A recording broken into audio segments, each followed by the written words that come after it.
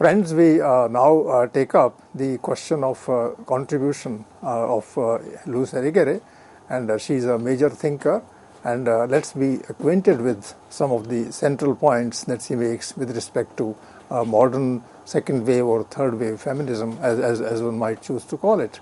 So I request Professor Payal Nagpal to give us a little detailed idea about the feminist thought that she represents. Luz Irigaray. Thank you.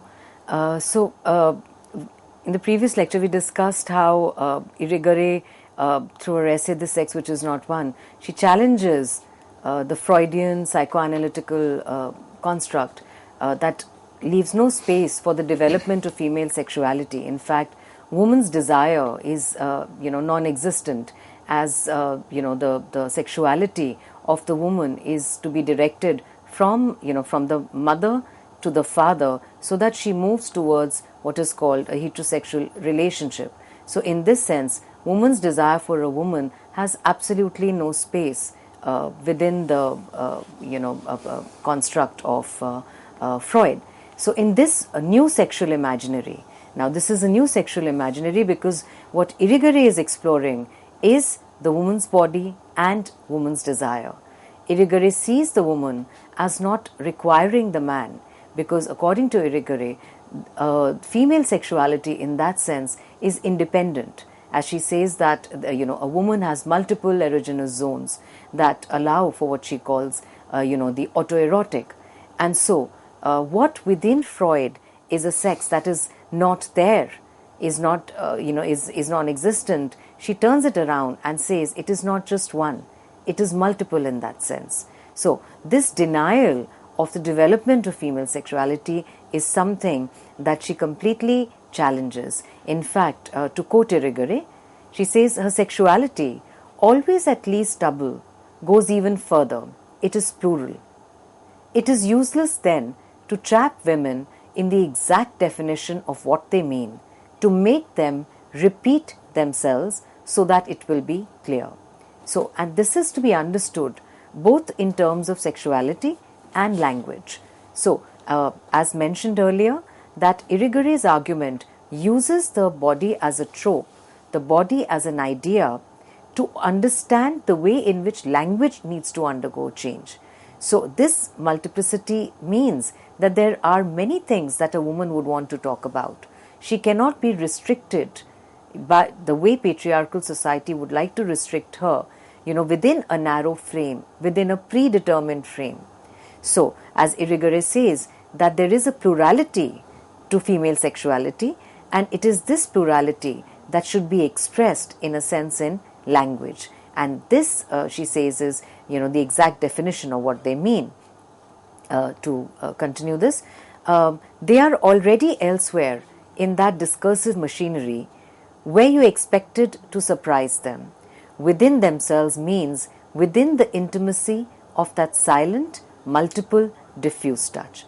So once again, the anatomy becomes, in a sense, the takeoff point to talk about not just sexuality, but female experience at large, and, in a sense, the need to seize language, the need to take up language to express women's experience. So this, exclusion of a female imaginary leads to a fragmented understanding of self. So it is important that the complete experience can only be understood in terms of this plurality. You also use the word plural and repetitive. So what exactly would mean that? Plural.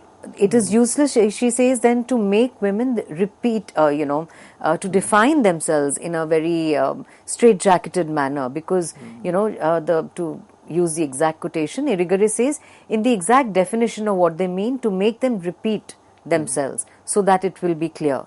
The whole idea that it is useless to ask a woman to express herself within the accepted paradigm of rationality, because woman's experience cannot be contained within that rationality. So, and language here too needs to undergo change. Irigaray then in this essay brings in the whole Marxian argument of use value and exchange value, and says that, she, towards the end of this essay, she says that for woman is traditionally use value for man and exchange value among men, in other words, a commodity. Women are marked phallically by their fathers, husbands, producers, and this determines their value in sexual commerce.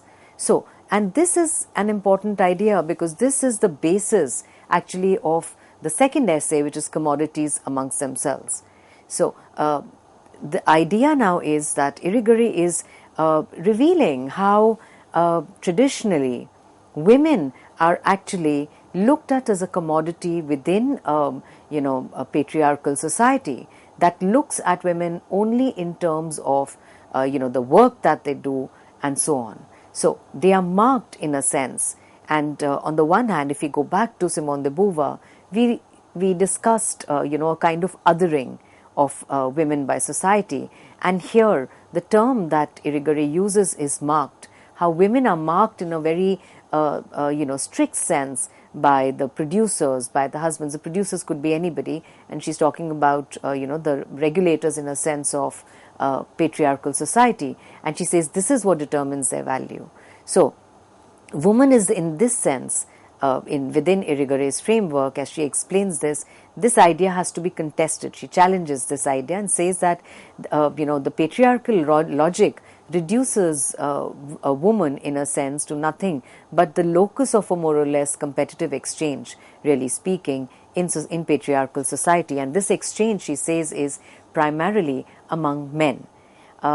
In the essay, Commodities Among Themselves, Irigaray develops this idea of the structuring, in a sense, of women as commodities. And before we discuss some of the aspects of this particular essay, I'd request Professor Prakash to speak a little bit about this understanding of the commodification of women, because it's a term that we use very often in the classroom, but Irigaray actually shows, in a sense, in her writing, the way in which this kind of commodification happens. In fact, already you have quite clearly pronounced this idea of two kinds of value, the use value and the exchange value. And the use value is the more humanistic, more social kind of thing. And so far as exchange value is concerned, it is outside humanity, it's outside human experience. And the other word for this would be capitalism. Yes. That, males generally have capitalism close to them and they are a part of it. And since they control society, therefore they would like to think of everybody in society as items, as what you call commodities. But women don't relate one with the other as commodities, they relate to themselves. And to men, who are there, but not to the commodities. So commodities versus commodities would be a different kind of value, and that will totally annihilate the experience, the understanding, even the knowledge of society, and make the whole world, as you rightly said previously, logocentric, reason-centric, meaning-centric, and not experience-centric, and you are actually there. So in a way, what is important is not merely that you are useful for others, you are useful for others as commodities, but that you are in yourself valuable, and that is use value. Use value is that somebody is useful, and one knows it that one is useful.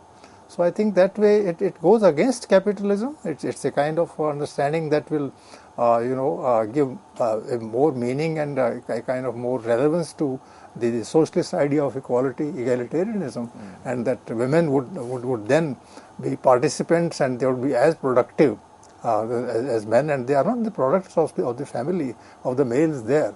They are the products of themselves. So that's how I think it should be interpreted. Yes.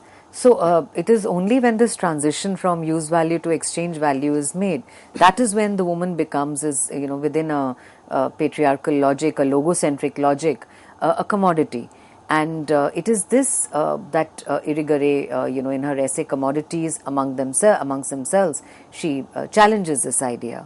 So Irigaray develops this idea of women structured as commodities in society and says that the exchanges upon which patriarchal societies are based take place exclusively among men.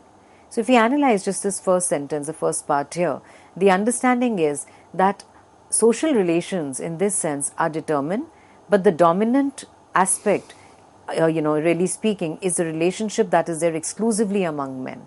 Women have no say there. So women, science, commodities and currency always pass from one man to another.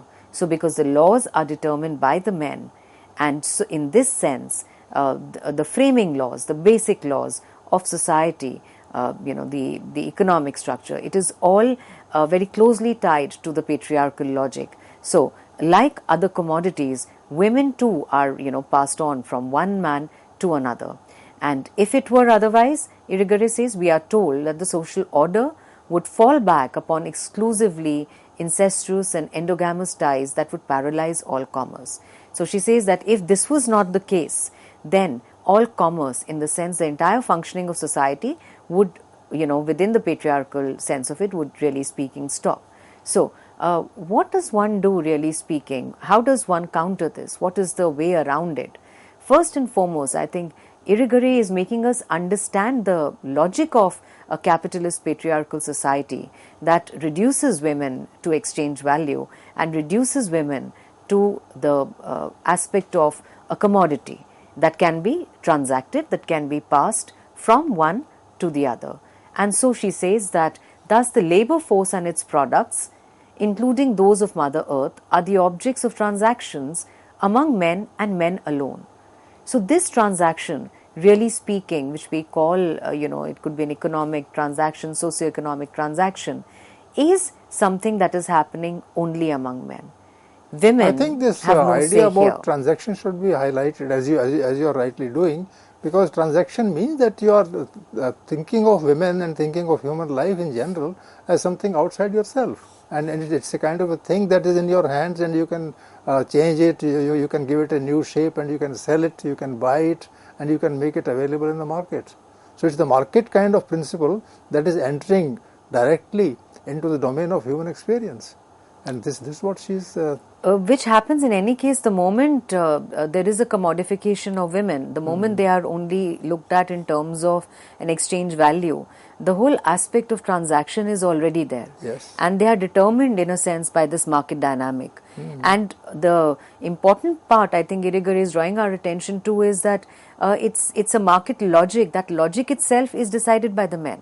It is not a logic in which women are participants. And so they are never determining what is going to happen to their lives, but they will always remain, as you said, outside of themselves in a sense as commodities. So there's a kind of alienation of the human being from herself. So the woman is alienated from herself, and she becomes a commodity outside, and she doesn't belong to herself. So that is going to devastate the entire social arrangement if this is going to continue. Yes, and in fact, if we look at it with the essay that we discussed, that is This Sex Which Is Not One, this entire female experience, of the human experience, the experience of female sexuality, all that is taken away. Because she is now, in a sense outside of herself, and because she is alienated for herself, her own realization of her own sexuality is also something that is taken away from her. So that entire female experience is something that is outside this logic, because a woman is reduced in a sense to be a commodity. And because it's the world market, and the market is there all across and in its tentacles, therefore the question of the third world woman, the second world woman, etc. doesn't arise here. All women are covered as commodities. As commodities. And they can come from the lower part of the world, the upper part of the society, etc. and they can become exchangeable. And so that way they have lost their worth, their identity, their inner value that they're supposed to have. Yes, that is something. So, that but at the be... same time, I think the only thing that, Irigaray provides us this very important point of entry into understanding feminism in a different way. Because otherwise, when we talk about feminisms, so are we just looking at different market logics? Are we just looking at the logic of, let's say, developed first world countries and looking at a different logic in terms of third world countries. And, when we do this, are we really aware, in a sense, of the kind of argument that Irigaray has given us, which is about the commodification of women, of converting the woman itself into a commodity that is being transacted in terms of a market logic and rules that are not really decided by her. So, to develop this point further, Irigaray says that the basis of, the socio-cultural order, in that sense, she uses the term homosexual, because she says that this is the logic, that is because it's a logic that exists only among men. So this aspect of a market transaction that is happening only amongst men is always concealed.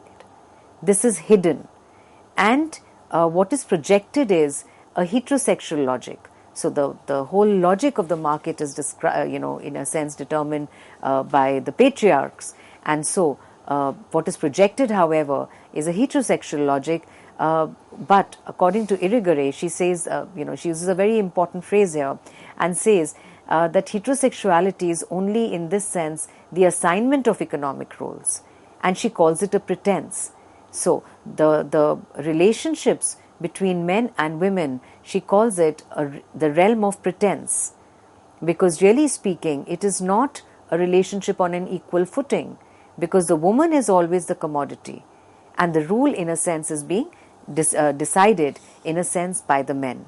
So, and she explains how culture too, she uses the term red blood and doesn't define red blood, and red blood also reminds us, in a sense, of white ink, a term used by Helene Sixou. So we see how the importance of color here, and there is a degree of, she leaves it ambiguous, she leaves it, in the realm of the complex, almost like a mystery, because it's up to the women how they decide, really speaking, what this return, in a sense, to red blood would mean.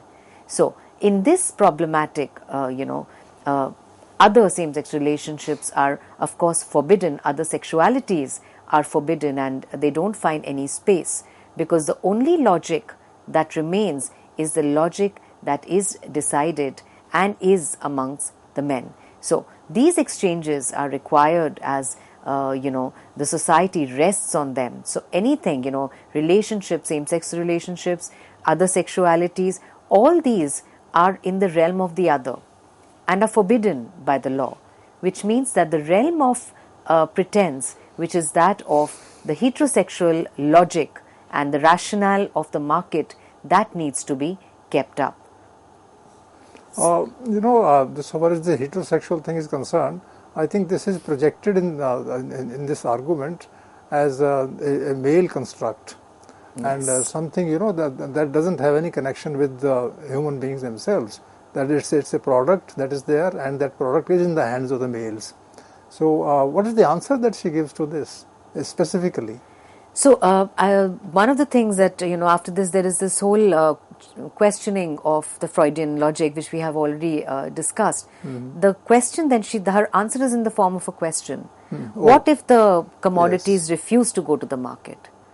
Oh. What happens mm-hmm. when the goods get together, really mm-hmm. speaking? Mm-hmm. When the commodities get together, when they refuse to go to the market, what happens then? When the commodities become conscious exactly. of their being commodities. Commodities. And the term, she uses the word utopia. She says it might be utopic to think about it like this.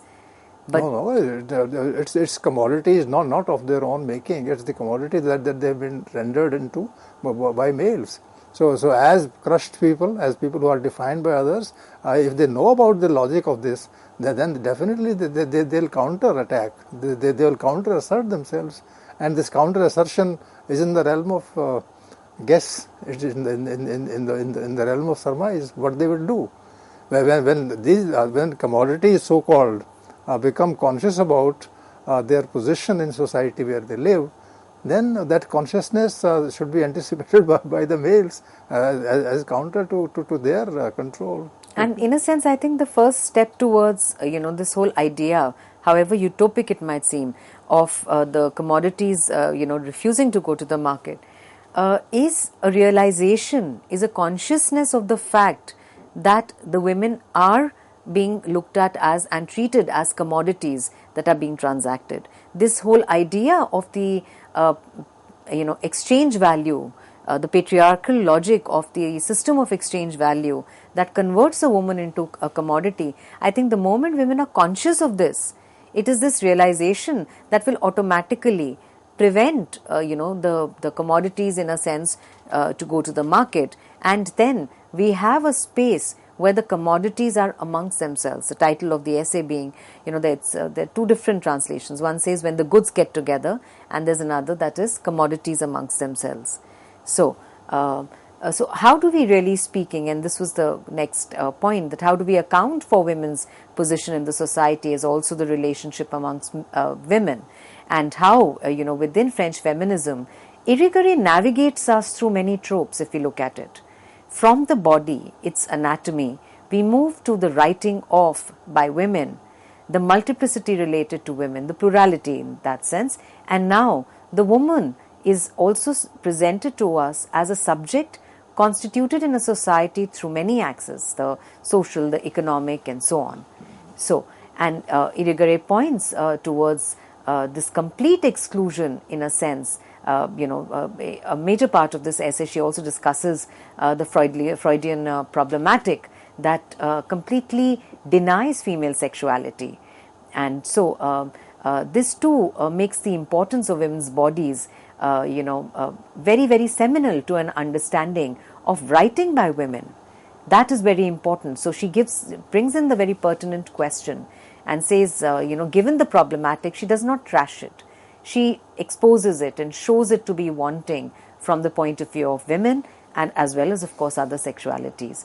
And the question she poses is what we were just discussing, and to quote Irigaray here, but what if the commodities refused to go to the market? What if they maintained another kind of commerce among themselves? Exchanges without identifiable terms, without accounts, without end, without standard or yardstick. Red blood and sham would no longer be differentiated by deceptive envelopes concealing their worth. Use and exchange value would be indistinguishable. The greatest value would be at the same, the least kept in reserve.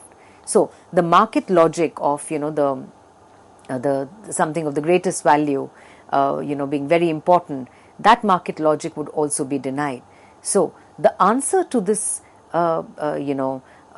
entire social commodification of women, the answer to this is to refuse to go to the market and maintain, she says, another kind of commerce among themselves. So in a sense, and I'd like to ask you this here, in a sense that is she also somewhere privileging use value over exchange value, and saying that that is the realm in which where the understanding of the body is by the self and for the self, instead of being a commodity transacted in the market. I think this is a total denial of the concept of the commodity, and it's a metaphor. It's not merely that one is talking of things that are available in the market. It is also that whatever you do will be seen only as a profit-making venture. Mm-hmm. And as you were explaining this so lucidly, I was thinking of writing itself. That when a woman writes, or when women together write, then they write not for the market, they write for themselves. They distribute, they share, they contend with one another, and then they grow more and more into consciousness. So if the market is driven out of the domain of women's experience and women's participation, it will be a different world. So in a way, it's an intellectual rejection of the very logic of the market, the very logic of logocentrism and phallocentrism, and that women will get together, even as goods, but those goods which are no more goods, but that they are actually opposing it and are trying to define things in their own terms. So it's the overturning of the entire system that we have evolved so far. Yes, And I agree, and I particularly like the term rejection here, because what she's doing is, what Irigaray is suggesting here is that this kind of, a market logic that is going to treat women only as commodities, this needs to be rejected completely. There is no aspect of it that can be, transformed or taken in a certain way, which is why the last couple of lines in this essay, she uses the term utopia. But even if it is one, the understanding, and if we, as you rightly applied this to writing, if we apply this to writing, so the whole idea of women writing outside of this logic, women writing outside of this logic of a woman being a commodity, and also establishing relationships among women, writing by women, writing for women, and writing in a sense also, to be looked at, interpreted by women. So I think this community of women that she's emphasizing is one that is formed because it completely rejects, the market logic that gives them no space for identity, their expression, or their writing. I think it's a very good word, this utopia, the sense in which you're using it, because, as far as writing is concerned, writing means printable writing. But if it doesn't write for the print, one writes for talking, then I think a kind of oral tradition might start with it. People go around and talk among themselves, and there's no important person. Everybody is equally important. They exchange, they learn from each other, and there's no heroism of the kind that is there in capitalism. And that every voice in women or in writings is a unique voice. So it's that kind of a utopia. I think utopia here means that all people become aware of their role vis-a-vis one another. So that kind of thing is there, and I think it's mind-boggling, but definitely should be considered. Yes, and I completely agree that, it also kind of suggests, in a sense, an alternative model of society in which, whether it is through writing, whether it is through expression, the use of orality in a sense. So I think in both cases, there is tremendous strength in this argument, and it allows space to women and also to people, in a sense, who are on the margins, to kind of understand how this kind of, how a capitalist system converts them into objects that are to be transacted in the market. So Irigaray's argument is very important and very precious for this reason. Friends, we have discussed French feminism in general and Luce Irigaray's argument in particular, and the end result of the discussion is that some kind of utopia will have to be redefined by humanity as it stands today at a crossroads, and that all questions which relate to the market, all questions that relate to capitalism will have to be finally understood and discarded. So this is the kind of thing, whether it's possible or not is for the history to decide, but Luce Irigaray would say that it's worth trying. Thank you.